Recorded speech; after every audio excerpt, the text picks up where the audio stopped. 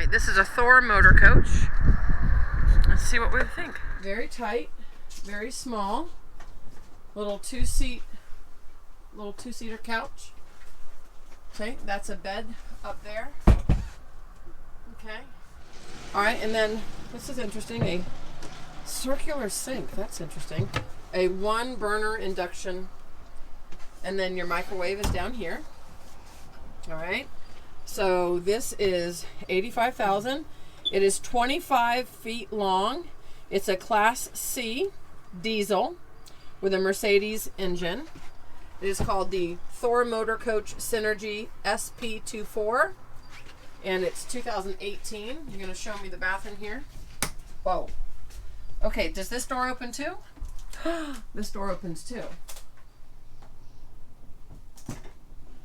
Yeah, so how do you actually get, I guess, okay, in order to actually get into it, you have to go this way. Okay. And then this way. And then there's a magnet that attaches the door up top here. The doors give you privacy. Oh, the door gives you privacy. Okay, so open that so I can get to the bedroom. Oh, that beeping. Okay, so this refrigerator is quite small. Let me see if I can see what size it is. It's got a 3,200 kilowatt Onan what's the word? Generator, yeah. It's got 3 TVs. Why would you need 3 TVs in such a small? It says it's got 3 TVs. There must be one outside. Yeah, there's one outside and one in the Okay, bedroom. so let's see. So is this a slide? It slides out the back? This is a slide out the back. Oh, it is? Yeah. So here's a TV. There's your exit window. 2 side windows on your bed. This is easily just a queen, for sure. What else? I mean, I don't know. This is one wardrobe. It's probably a foot deep. This wouldn't be great if you were broad-shouldered. Another wardrobe. Yeah.